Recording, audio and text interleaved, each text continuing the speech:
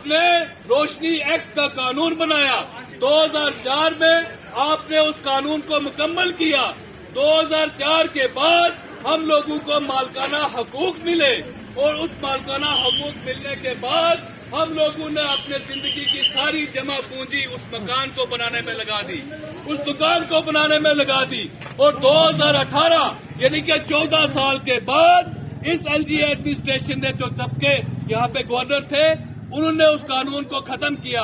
और खुदारा ये बताओ कि वो 18 साल आप लोग कहाँ खामोश रहे जब हमने अपनी जिंदगी की सारी कमाई उस मकान, उस दुकान को तामीर करने में लगाई, उस जमीन को बनाने में लगाई। हमने सारी जिंदगी की मेहनत जो थी वो उसमें अपनी डाल दी।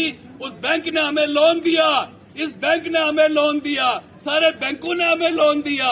हमने लोन उठाकर वो मकान बनाया क्योंकि इसी सरकार ने हमें उसके मालकाना हकूक दिए थे। और अचानक एक दिन रात को ऐसा गुजरता है कि आपने एक आर्डर निकाल दिया अंधे कानून की तरह, जिसकी कोई कानूनी जवाजियत नहीं है, और एक नायब तहसीलदार जिसकी तो जो कॉम्पिटेंसी नहीं है, वो इसका अख्तियार ही नहीं रख सकता, उसने एक आर्डर निकाला और आप खामोशी से उस आर्डर को तस्लीम करके बैठ गए।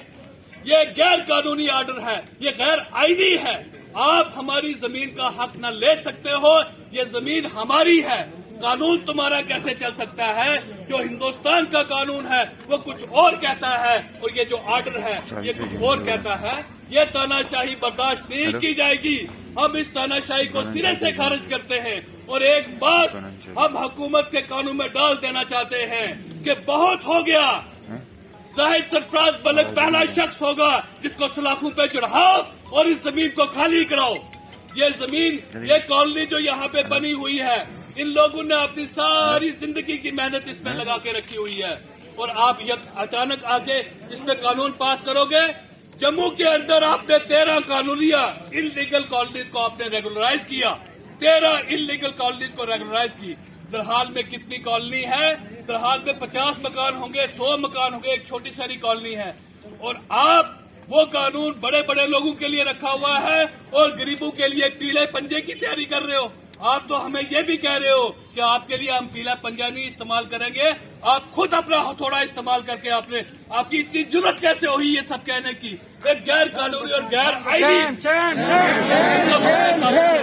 ये कानून, ये आर्डर हम सिरे से खारिज करते हैं। और एक बात की हम चेतावनी देते हैं इस सरकार को